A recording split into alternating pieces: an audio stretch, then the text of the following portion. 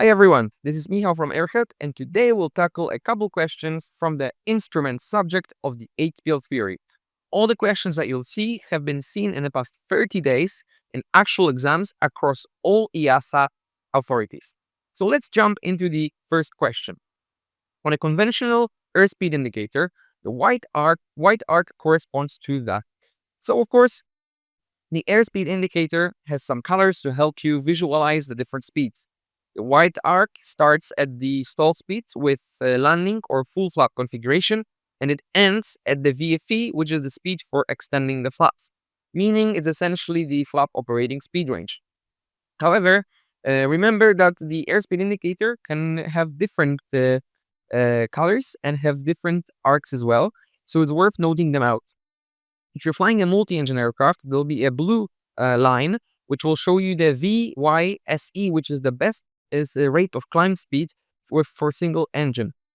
The green arc, of course, shows you the normal operating speed range, and the yellow arc marks the start of the VNO, which is the normal operating airspeed, and this can be only flown in smooth air conditions. Of course, the red arc, this is the start of VNE, so the never exceed speed that should never be exceeded, as this can distort the structure, and it can actually also destroy the aircraft if you go past the BD, which is the design diving speed. So keep all of these in mind, as all of these can be asked during the exams. So for question number 2, the Mach Tuck is an aerodynamic phenomenon which causes an uncommanded pitch down at high subsonic speeds. Which system is designed to counteract this? So when it comes to the high-speed regime and the subsonic and transonic speed regions, a Mach Tuck is a very dangerous phenomenon that, of course, the modern airliners have been equipped to overcome. What it does is that as we exceed the speed of sound, or to be more precise, as the airflow exceeds the speed of sound around our wing, the center of pressure starts moving slightly backwards, and as making a pitch down command, because the center of pressure, of course, decreases the arm between the CG and the force that lifts our aircraft down. Also, the shockwaves that are created on our wings can make the THS, so the trimmable horizontal stabilizer, less effective, making the pitch down command and the pitch down moment even more pronounced. This is arrested or we overcome this by using something called a Mach trim, and this is a system that is designed specifically for this, so it anticipates the pitch down command caused by the shockwaves as we approach the transonic speed region. And question number 3. When climbing at a constant Mach number above the tropopause, what happens to true airspeed and calibrated airspeed? So, of course, above the tropopause, the temperature is not dropping with altitude. This is the main characteristic of a tropopause. As in the troposphere, of course, the temperature keeps dropping with around 2 degrees per 1,000 feet. However, as we reach the tropopause, we have a constant temperature, which is minus 56.5 degrees Celsius in the international standard atmosphere, or EASA. Of course, you have to remember here that Mach number is nothing but a ratio between the true airspeed and the local speed of sound. The local speed of sound can be calculated using a more or less accurate equation, which is 39 times the square root of the temperature. So if the temperature is constant, that means the local speed of sound is also constant. And if the local speed of sound is constant and the Mach number is constant, that means the true airspeed also needs to remain constant. However, as we go higher, the density continues to decrease because, of course, we are higher up and the gravity is less is not as strong, so the particles are sparse. This means that the calibrated airspeed, which is the dynamic pressure on top of our aircraft, will start to decrease. However, the TAS, to maintain the Mach number constant in the isothermal layer, so the equal and the same temperature layer, the TAS will need to remain constant as well. So this is slightly different. Above the tropopause, remember that you cannot use the chicken tikka masala mnemonic as you always do, as this one is only really relevant in the troposphere.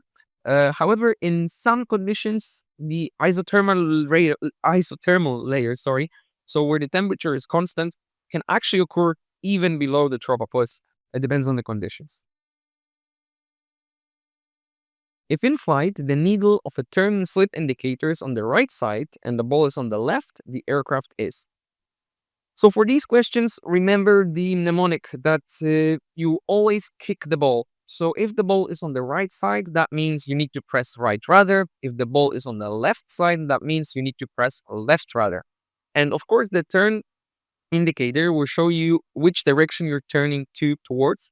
However, don't confuse this with the attitude indicator, as it doesn't really show you the degrees or how much bank you've got. So in this case, when the needle of a turn and slip indicator is on the right, that means we are turning to the right side, but the ball is to the left. This means that our tail is slightly to the left. This means we need either we are turning to the right, and we need either more left rudder or less right rudder. So we need turn to the right with too much right rudder, and this will be correct, as of course if the ball is to the left, then we need less right rudder. And when we are turning to the right, we always try to help it a little bit with the rudder to keep the aircraft balanced. And the opposite is true for left-hand turns. And lastly, the question about our air data computer as it uses an input to calculate TAS. So what input it uses to calculate TAS? So air data computer uses primarily three key inputs in the most basic aircrafts, which is the static, the total pressure, and the TAT, which is the total air temperature. These questions are very tricky, and there are quite a few different questions of this type. So be very careful, because to calculate TAS, this is our speed that is corrected for the density. And to correct the density error, our computer uses temperature to get the corrections.